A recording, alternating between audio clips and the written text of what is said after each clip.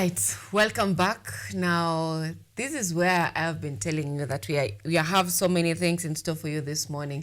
And right now, we're going to be having a discussion that focuses on caregivers in our society, a group that is commonly or often left unattended, and most of them are battling mental health issues, financial issues, and unstable state, because often we see them as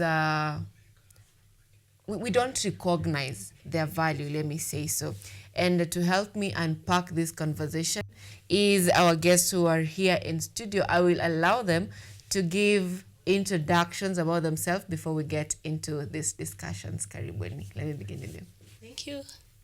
Thank you for having us, Sylvia. And good morning, viewers. My name is Dr. Jane Kamau. I am a senior lecturer here at Kenyatta University. I am a congregant at ACK Canon Hesbon Parish of Thika Diocese, and I'm also a member of the Caregivers Empowerment Network. I am happy we'll have a good discussion around caregiving and caregivers. Thank you. We'll definitely have a good discussion. Karibu sana. Thank you for having me too. My name is Renalda Mboje.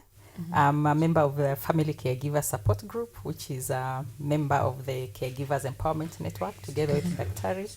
And I'm also a caregiver, so happy to be here to share everything that I know about caregiving with everybody else. Karibu sana. Let me begin with you, Moje. From your experience as a caregiver, having done this for quite some times, how would you describe your day-to-day life as a caregiver? Yeah, that's a very good question. So I would say that there are many people who are caregivers. It's only that perhaps sometimes they don't know. So for me and for our group, the Caregivers Empowerment Network, a caregiver is any person who is taking care of somebody else, especially a family member who cannot take care of themselves.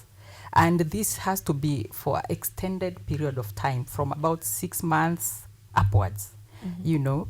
And from our experience, it's people with disabilities, and we're talking of severe disabilities, children or adults. We have the older people with deteriorating conditions. You know, the minute somebody gets, I'm not saying all, but quite a number, the minute they're over 70 upwards, then it becomes a challenge to take care of themselves. They become sickly and such.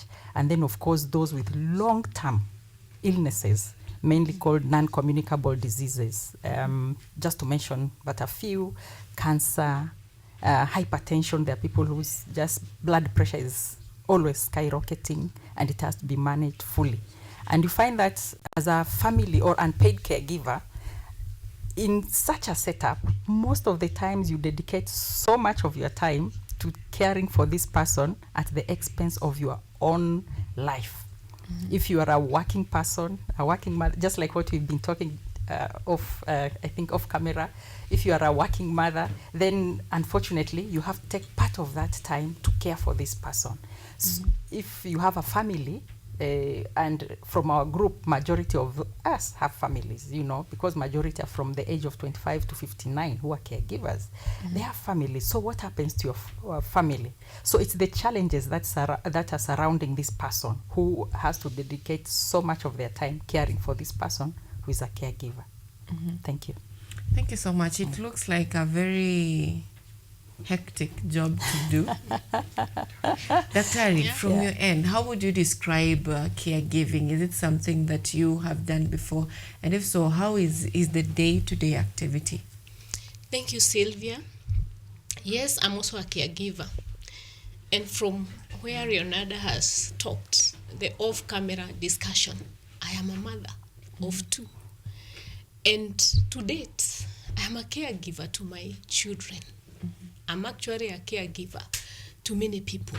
And previously, I have been a caregiver to my late mom.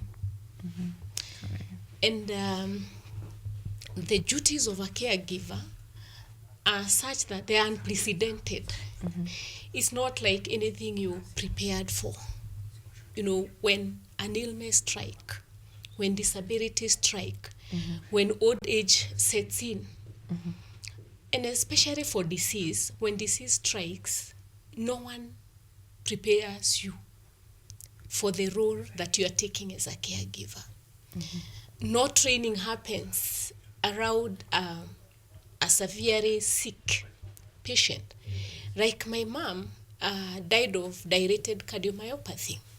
And before we came to the diagnosis of the dilated cardiomyopathy, it had taken us a long journey of in and out of the hospital with incorrect diagnosis, or maybe diagnosis that was very superficial on what she was presenting with that day to the doctor.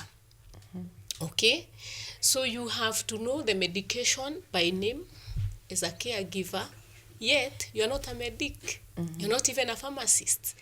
But because the doctor has said she has to take this medication 3 times in a day or many times in a day, you have to know which medicine is to be administered when. All right? So the role of caregiving, I would say, it takes you to a space of non-preparation. It's not like work where I'm working, because for me to get to where I'm working at KU, it has taken a lot of training through the years. But for caregiving, when it presents, you have to show up. And you show up with no knowledge. You run on the job. Sometimes it gets very difficult. You become the center of communication, and especially if you are the primary caregiver. And by primary caregiver, I mean you are the one who is mainly staying with the person who is receiving care. Okay? So everybody in the family wants to get any slightest information about the person you're taking care of. Sasa unakuwa mtu wa communication. Who taught you how to communicate even very sensitive information? No one. And you still want to safeguard the integrity of the patient. So you don't know how much information to give about the patient that you're taking care of. So it's a space that is gray. You just find yourself into it. It's like being thrown into a deep end of a swimming pool, yet you have to find your way to the surface. That's how I would describe caregiving. Now that we are talking about experience, Ramalda, you've taken care of a relative since 2018. And this is something that is a medical condition. How did you manage it without prior experience of being probably a nurse? Yeah, how am I managing it? Because I'm still taking care. So I'm taking care of my mother. I truly love her. She's a great lady. She brought my siblings and myself up, and she's a great lady. Let me start from that. But unfortunately, at some point, she got arthritis, which has now rendered her disabled.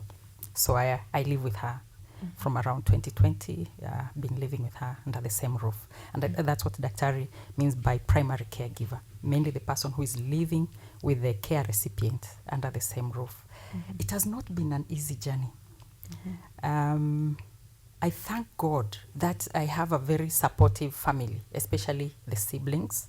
My siblings are really, really supportive. So starting with the medication, going to the hospital. You go to the hospital, if you're working, most of the time it takes like a whole day, at the hospital. Maybe you've just asked for a few hours off, but unfortunately go for this test, go for that test, wait for results, wait to see a doctor. It ends up being a full day maybe away from work. Unless you have a very, very understanding boss or organization, that puts a strain even on your career and to some extent your career progression. And if it becomes worse, then you get marked for expulsion from that place, So that's one of the challenges. Now, when you go to hospital, it's not free. Let's start even just from how you commute to the hospital. Most of the times, the people we are talking of cannot walk. Majority never use matatus. Exactly. Majority you have to get maybe a cab or you have to drive there. That's money. Where does it come from? Yeah. When you go to the hospital, sometimes with a lot of respect to the government programs that we have, SHA, and before then, NHIF, Most of the time you're told, oh, this one is not covered. So you just have to chip in your pocket. X-ray, MRIs, such things. When it comes to surgery, you have even to fork some more money. You're talking of hundreds of thousands, and then not even to talk of the administration of the hospital and many other things. So it becomes extremely expensive to the family to handle this. During this time, there's also the bit of you're still working. You are not on leave. If you are lucky enough to have formal employment, maybe you've completely used all your leave days. So what happens? You still have to go see this person in hospital, on and off. That puts a big burden in your mental health, because you are maybe at your desk and you're wondering, hey, how am I going? How is she doing? I'm not able to speak to her. You have to keep on asking, please, can I come late today? The next day, people will start wondering, hey, can you choose? Is it your work or your relative? Unless you have a very understanding boss, and I'm lucky. Most of the times I've had very understanding bosses. If I may give an experience, Sylvia, one of our members, a very young lady, I'll not mention her name. I think one of our youngest, she's about 28. Unfortunately, she was not that lucky to have a very understanding boss, and her mother, just in her mid-50s, got a condition that rendered her, bedridden for about 3 years. So she had to keep on asking, can I come late? Please, I have to go to the hospital. That time the mother was in hospital. And at some point, the bosses told her, can you choose? Literally. Is it your mother or the job? And it was so bad. So unfortunately, a young mother of 28 with a 7-year-old son, she lost her job. This is the time when she needs the job the most, but she lost her job. So one of the things, I'm sure we'll get to that at some point, but one of the things that we are really, really hoping to do as a network is to create a lot of awareness about this burden of caregivers, so that anybody who is managing others, whether they are a boss, whether they are an employer, we are talking of institutions, including the human resource management institutions, please know that there is something like caregiving, and don't let it be a point where so many people, especially ladies, lose their jobs. Yes. All right. Now, how then do relatives balance? This is especially when caregivers are relatives, because there are situations where the family differs. You want to take mom to Aga Khan. The other sibling says, no, we are not taking mom to Aga Khan. You're like, I'm the one who knows her. She needs this. And then a situation where maybe family members feel like you're exploiting them in some ways, like that does not cost that much, you took her to an expensive hospital, and then at some point it becomes a burden. How do you get to handle these differences, especially among family members? Yeah, that's a very good question. I started by saying I'm truly lucky that I have very supportive siblings. That is not usually the case to quite a number of people. It differs from family to family.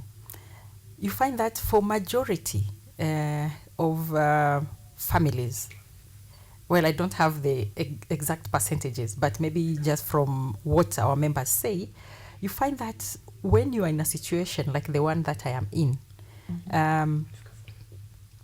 the other family members sort of leave you on your own,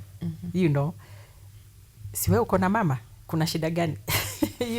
Maybe they just bring money from time to time, little money, 2,000, 3,000, with a lot of respect, that's money. I mean, with the hard economic times. But when you compare maybe the burden you're carrying, you have to get maybe somebody to look after mom, you have to buy things, so many other things. You find that that does not commiserate with the kind of support that is coming. But more specifically to your question, how do you handle that kind of communication? I think it goes back to what Daktari was saying. You have not been trained in communication. like what you're doing, you are just doing your regular job wherever you are, and you know that this person is supposed to be taken to hospital. After hospital, they're supposed to feel better. But in your situation, they're not feeling better. They're becoming maybe even worse at some point. So it's a very delicate balance. For some cases, we've had actually families breaking up. They actually wanagombana. Wewe kila siku unatuliza pesa ya kwenda hospitali. You are always asking for money. I'm busy. Maybe you're asking for a car. Can you come? We support one another, to carry mom from point A to B. No, mi niko busy. That kind of thing. So from my own experience, I try to communicate as much as possible. We've gone to hospital. This is what the doctor has said. It seems like the results are this and this. Daktari was talking of handling confidential information. How much do you share? Daktari has said ABCD. So it seems maybe next week we'll have to go back again. That kind of thing. And also trying to, as much as possible, to bring others to also make some of those sensitive decisions. Because sometimes you go to hospital and the doctor tells you, hey, from this, it seems perhaps maybe a surgery, so-and-so needs a surgery here and there. And you're wondering, wow, at this age, really? So at such points, then you have to involve the whole family. That's what I've been doing, calling everybody and saying, hey, there's this and this and this. Can we put our heads together? So just let people talk. We make a decision that everybody is happy with, or at least a majority of the people are happy with. Then that has been working. Right. Yeah. Daktari, you're a champion of physical exercise, especially when managing stress. For caregivers who probably do not have the luxury of time of doing exercise and relieving themselves of stress, how do they handle the stress that comes with the pressure of caregiving? Wow, that's a good question. And yes, I am an advocate of using exercise and physical activity at any given opportunity, not just for the people taking care of others, but also regular people. I mean, people who are not even doing care, because physical exercise and activity is good for all of us. Now, when we come to the space of caregivers, it's a challenge that we are trying to navigate and see how we support these caregivers. Why so? Already from Leonardo's experience as a caregiver and also myself, it's kind of, you first of all forget yourself as a caregiver and moved by compassion. Because again, you're giving care to very close people to you. Your mom, that person who brought you forth to this world. You don't want to see them suffering. So compassionately, you want to get into what is it that they're ailing from, and you want to give them the best in terms of care, in terms of seeking for treatments and following the treatment. And at some point, you forget yourself as a caregiver. You immerse yourself into the life of the person you're giving care for. So even if you were routinely doing physical exercise, walking becomes luxurious because you're checking on time. When is the next appointment? When are we seeing the specialist? And as Leonardo said, sometimes you just walk into a doctor for a checkup, and then they pick something new which they want to investigate. And by the time they are done with the investigations, it is 6 in the evening. Maybe you've not even eaten. Even your patient has not eaten. By the time you're getting back to your settings at home, you want to settle the person you're giving care. By the time you're done with them, it is midnight. So through that day, there is no space for physical activity because of the care giving. So what we are doing at the Caregivers Empowerment Network, we are creating opportunities for caregivers to call for support. When I was doing some caregivers course with Suruvi. Suruvi is one of us at the Caregivers Empowerment Network. They is Suruvi Care for Caregivers. And they roll out free courses, for people who are giving care or have given care. And the starting point is, if you have not been a caregiver, you are a caregiver now, or you give care.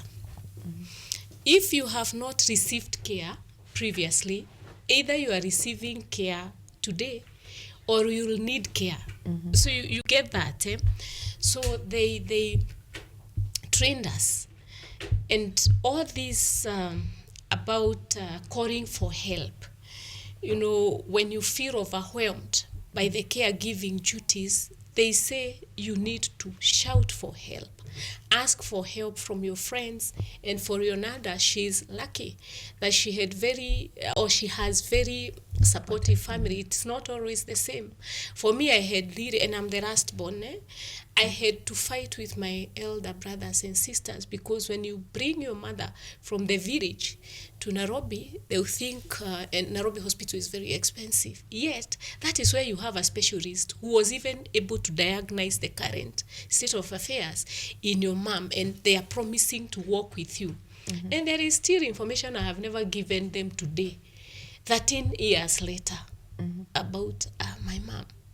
Okay, the handling of sensitive information. So in the Caregivers Empowerment Network, we are creating some forums, or we have forums where we call the caregivers. They find a way out of calling for help.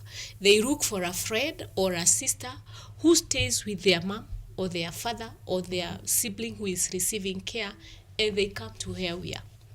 And when they come, if they want to yell, they yell. We give them information, but we also give them space to do physical activity. So that for once they forget about the person who is receiving care, and they recorrect themselves.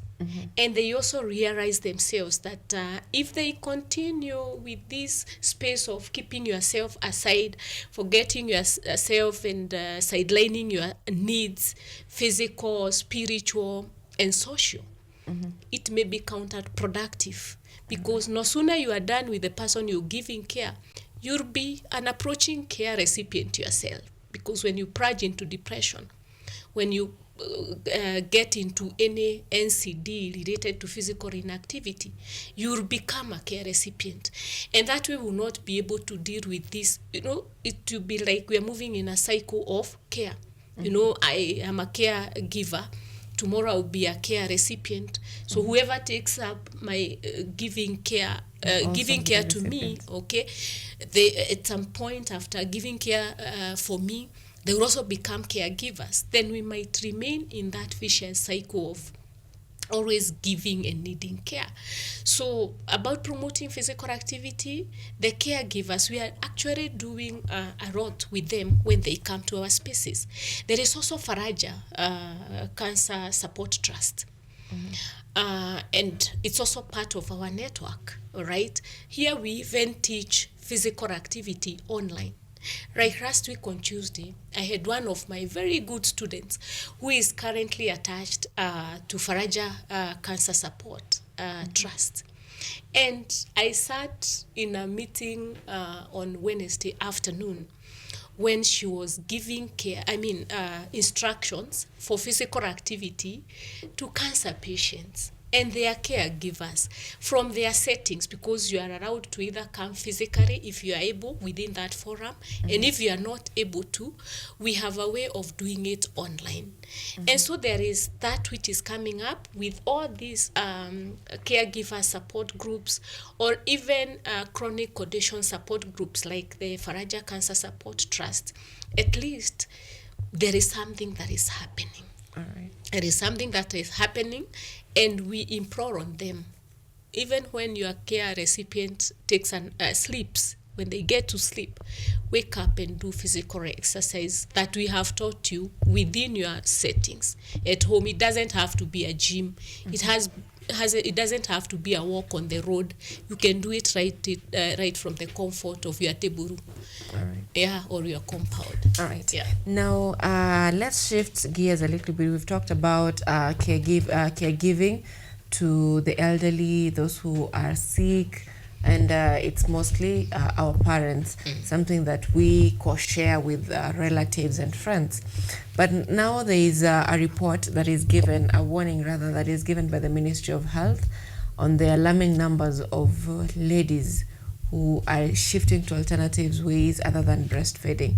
This is something that it is a personal responsibility. So it's not like you're going to ask your brother for help or something like that. You're supposed to take care of your baby. That is your responsibility. But also there is the point of you're supposed to go to work also. And many ladies are shifting to other alternatives, streamlining their incomes, and as they do that, they sideline their children.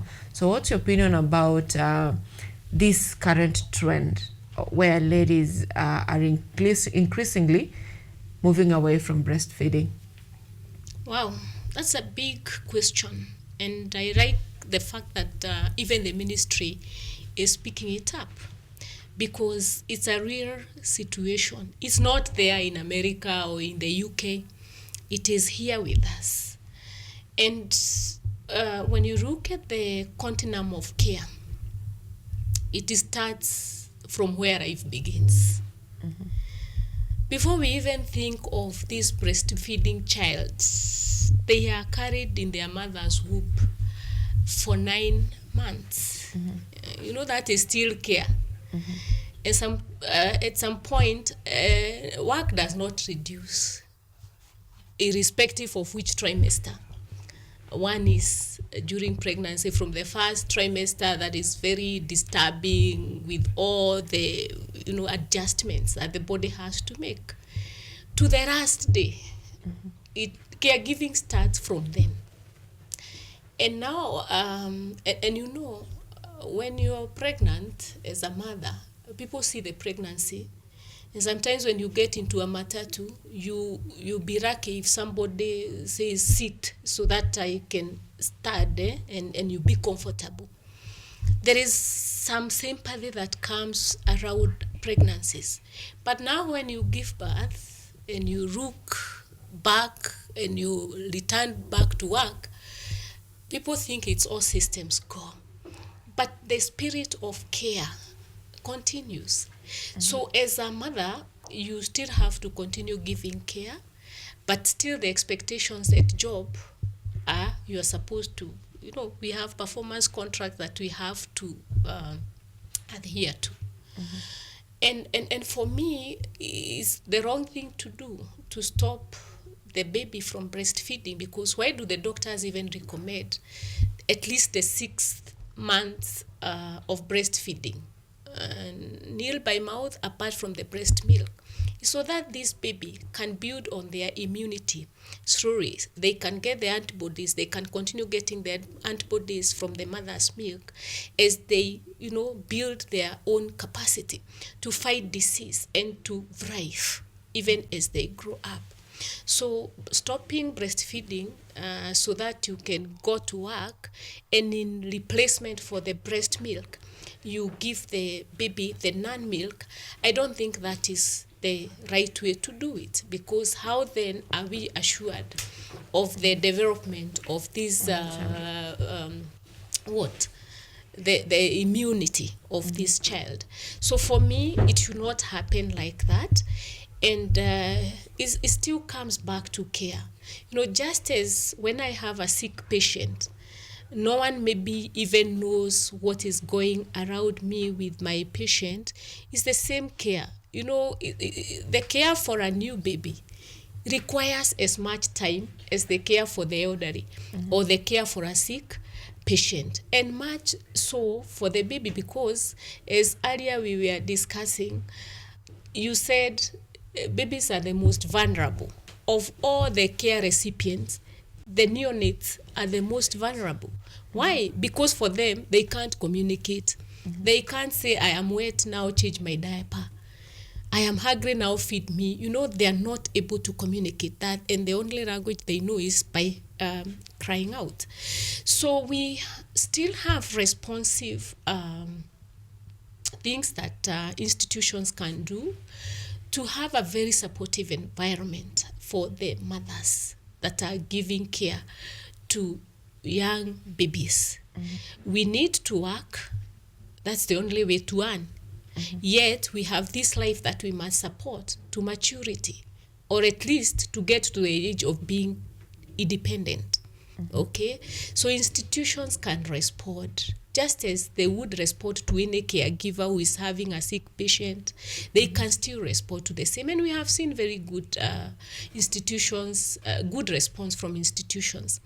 I am privy to information about equity.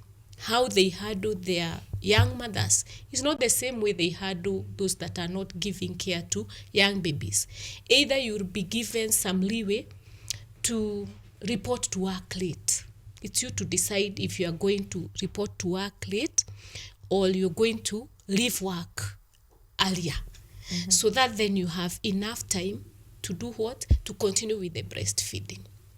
And we may advocate for the same, that institutions also become sensitive and supportive to mothers that are nursing, so that then they get that leeway to find time and breastfeed their children.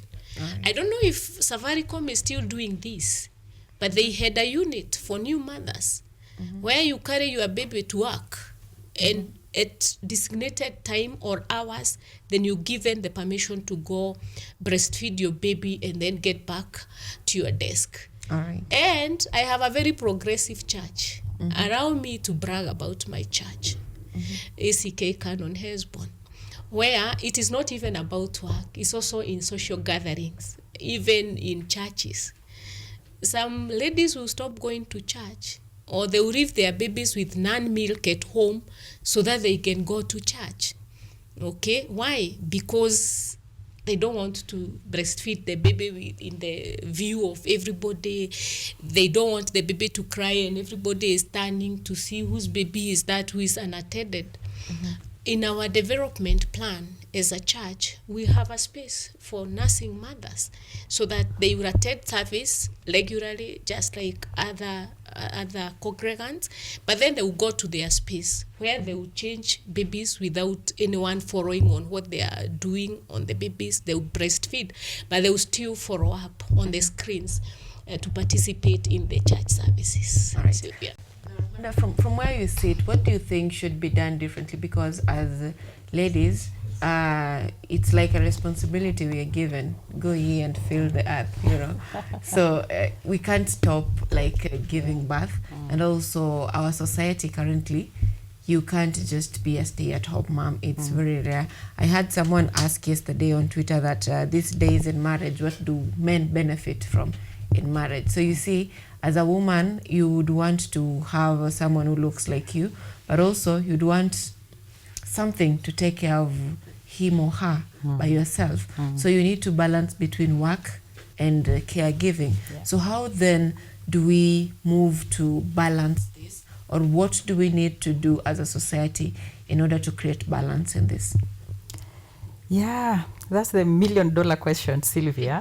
And maybe picking up from what Daktari was saying, for me, I think it boils down to leadership.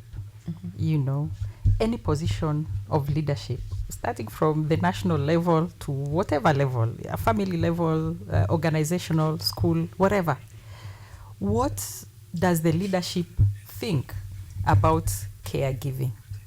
Caregiving of babies, caregiving of the sick, caregiving of the older people, whatever.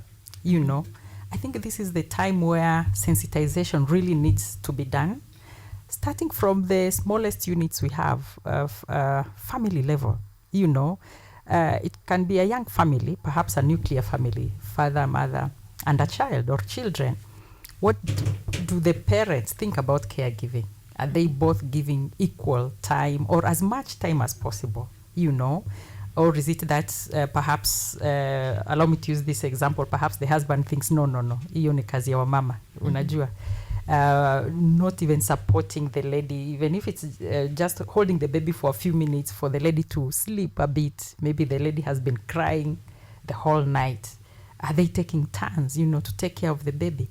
I would imagine a man from such a setup, when they go to work and they're in charge of other people, if a lady is in his team who is talking of a baby who needs to be taken care of, this man would be sensitive.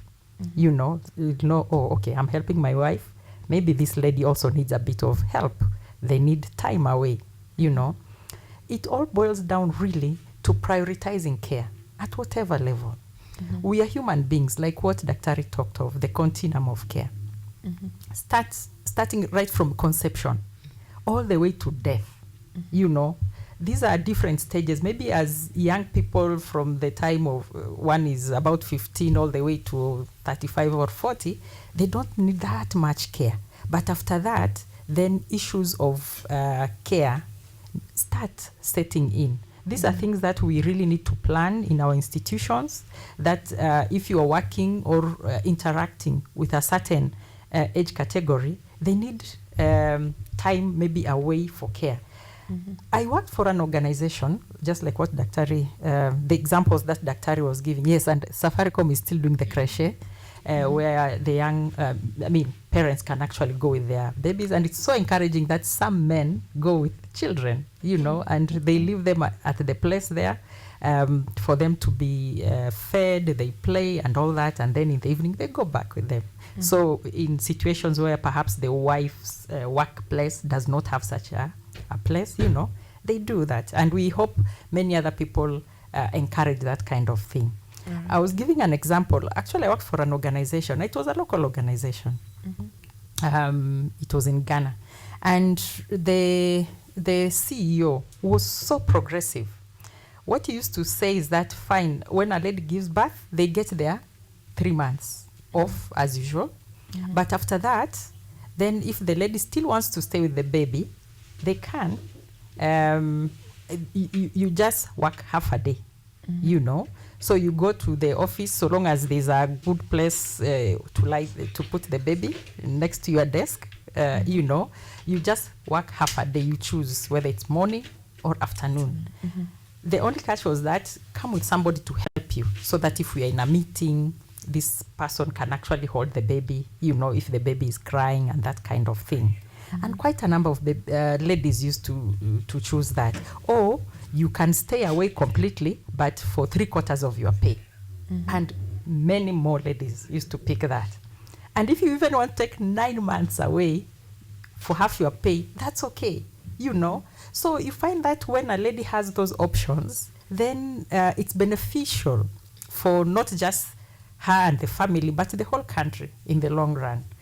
One of the things that I like saying is that for us to be healthy and even to be leaders, both ladies and men, it took quite a lot of care and dedication, especially at the very early stages of life. Daktari talked of 6 months, just breastfeeding. Then it's time for all leaders, wherever you are, to know that for that to continue, for more other leaders, to be built up, you also need to think of that young mother. If they're to bring up a leader, they also need that time away. And Sylvia, if I may add something to what Daktari was talking.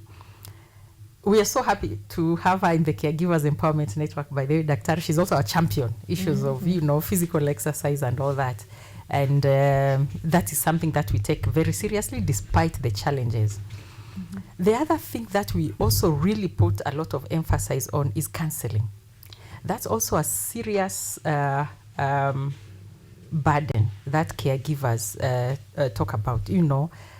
Perhaps I've not slept the whole night, and not just one night, continuously. Several. Yes, a whole week, 3 weeks, months, you've only been sleeping 2 hours a day, 3 hours a day. That, if it can build up to something very, very bad.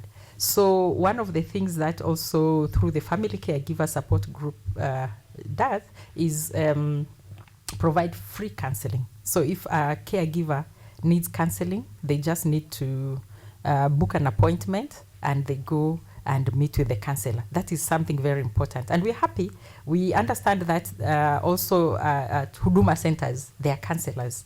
We are yet to test that. So if there's anybody listening, maybe it's good. We see, is the setup conducive enough, so that somebody can have privacy if they want to see a counselor, and they get counseling also in such a place. And if there's anyone listening who is a caregiver, it's important to focus also on your mental health. Because otherwise, as Dr. was saying, you can easily become a care recipient yourself. And we've seen such cases. They are there. So it's not just we're talking about that, but we've seen a few cases. And we really want to break that cycle. All right. Yeah. Now, how does someone get in touch with Caregivers Empowerment Network? Because this is something that they're listening. Probably someone is taking care of maybe a child mwenye akona shida, and they want to get to you for either mentorship or guidance. How do they get to connect with you? Yes. Thank you, Sylvia, for that question. So we have an email address. I'll give both an email address as well as a phone number. Our email address is info, without an R, just Kiswahili info at caregiversempowermentnetwork.co.ke. Info at caregiversempowermentnetwork.co.ke. As for phone number, they can get in touch with me and I can direct them. That is 0722 678 995. 0722 678 995, and we'll be more than happy to support them. All right. Yeah. Now, as we bring this to an end, let me begin with the Daktari. There's something I was asking my viewers yesterday as we were preparing for this discussion, that should caregivers have a job group? Or how can the government or legal entities recognize caregivers? Because if I'm at home taking care of a sick person, that means that it's very hard to identify me for support. So in as much as we want the government to offer support, how do they do that? Wow. That's a good question, Sylvia. But I will answer it like this, that we have two categories of caregivers. Besides the primary or secondary, or the other one is the one who comes third. After the first, second, and there is the third person who sits a distance and is also supporting the secondary or the primary caregiver. Besides that categorization, we have the category of paid and unpaid caregivers. For the paid caregivers, they go through a curriculum. They are trained on how to give care. And mainly you'll find them at the hospice, the training that happens with Nairobi Hospice.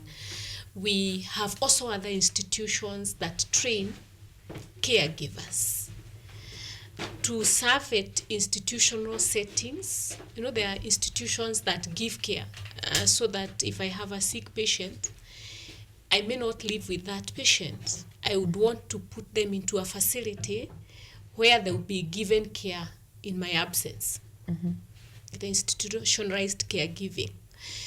So we have that category of a caregiver whose job, their mainstay, when they wake up every day, they are going to give care at an institution or they are going to give home-based care.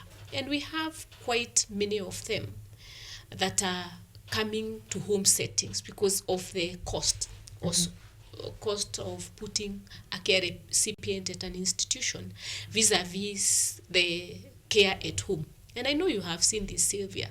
Sometimes when you have very wrong time sickness, like ICU cases, you may get a patient determining to stay at the comfort of their homes, have a nurse who is attending to them. Sometimes they even have visiting doctors within their home settings.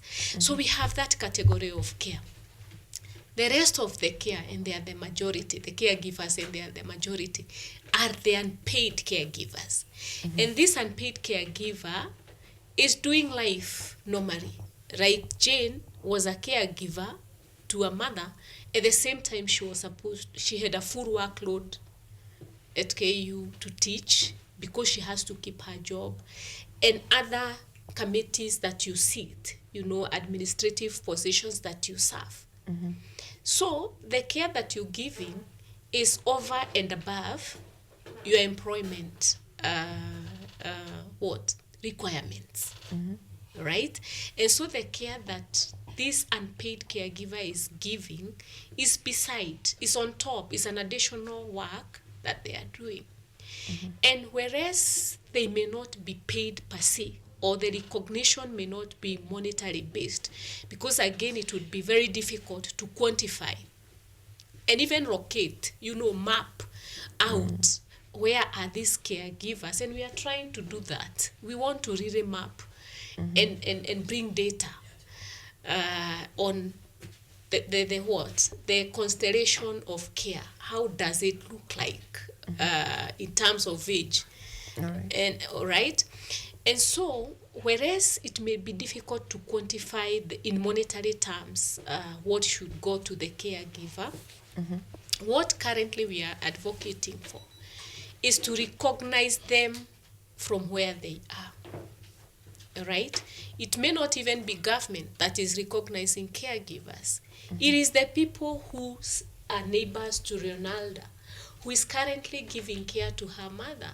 Does the neighborhood know that Ronalda has been staying with her mother from the year 2020? What support are they bringing around her? Does her church know? When she fails to attend church 1, 2, 3 Sundays consecutively, does the leadership of the church find out where is this our congregant and what support does she need? It may not even be we want it to start at the grassroots, the neighborhood. Do they support her? Can they step in? Can a neighbor step into Rionada's household and tell her, hello, you need to do your hair. Let me sit with your mother for a few hours. You go to the salon and have your hair done. Or you go and buy groceries of your choice to the market. All right? So it may not be quantified in monetary terms, but we are also saying at the institutions where we are working, when I tell my boss that I have an ailing parent, or I have an ailing child, or I have an ailing next of kin, it can be anyone, a spouse, do they put sympathy at the forefront? All right.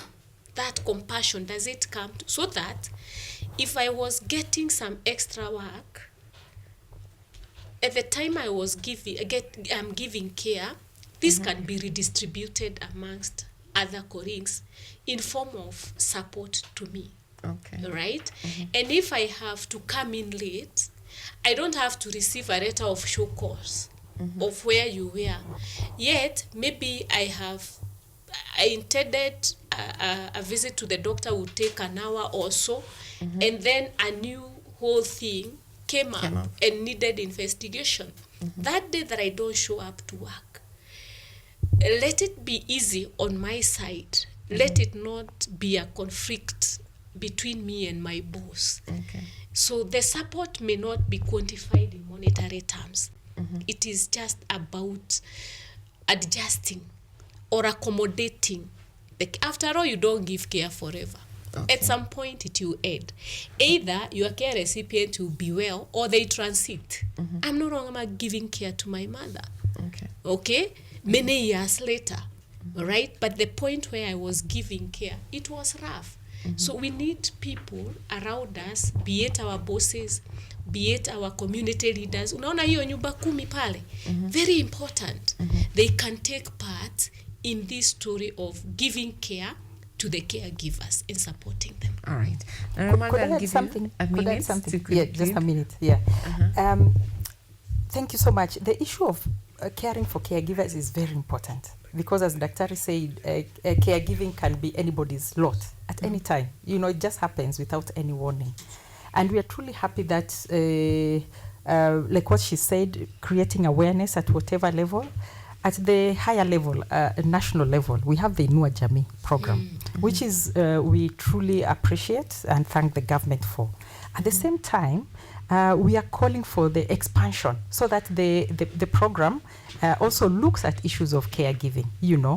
We see that quite a number from the reports that we are going to launch on Thursday. About 60% of the caregivers said actually that they lost income either directly or indirectly because of caregiving. So on a case-by-case basis, is it possible that also the Inua Jamii can look at the family setting? People are different, but in a situation where actually nobody is working, employed rather, can this Inua Jamii also take care, not just of the caregiver or care recipient, but also the caregiver? The other thing, there are some counties that are really supportive, to the very vulnerable members of the community. I know, let me not mention names, but there's one where actually the very vulnerable get a card, like a medical card, and they can go anywhere. I spoke to some caregivers there where they are saying, I take the care recipient, maybe it's a child or an older person, whatever. But me, I can't get medicine. I have to go back and buy some painkillers, because the card is only taking care of the sick person. And the person who is saying that they have to go look for Panadol or whatever, painkillers, they're not working. So we are saying, just like what Dr. is saying, can it be really focused on at the family level, the caregiver and the care receiver? All right. Thank you. Thank you so much, ladies, for making time for us this morning. I hope the event that will be happening on Thursday, is it right here in Kenyatta University or online? Thank you. I'll let Daktari talk about that. Our time is really up. I need a mention whether it's online or physical. Thank you. It will not be at KU. It will be at Parklands Baptist Church. We are partnering with other institutions, and Parklands Baptist Church is one of our partners. They actually give us facilities whenever we need to do any training as caregivers empowerment network. And even this time round, they are very kind to give us the space and their grounds to do the launch. All right. And it will be physical. So we'll have people attending physically to the launch. We're also looking forward to having some online participation as well. Yes. Okay. Thank you so much, ladies, for making time for us this morning, right here in Biashara Tuesday. It is something that is dear to us because anything that affects businesses is something that we take dear right here in Biashara Tuesday. Now, that has been Dr. Jen Wanjiku Kamau, who is an educator, researcher, and community advocate. And also we are joined by Benalda Mboje, who is a co-convener of the Caregivers Empowerment Network Africa. Thank you so much, ladies, for making time for us this morning. Coming up next is a feature that I told you about on campus relationships, and this dives into the struggles campus students face when it comes to managing their books, relationships, heartbreaks, and everything that surrounds the idea of love. I call it the idea of love because as physicists we say love are just chemical reactions. So that feature is coming up next, and after that we'll be having newspaper review. Stay tuned for that.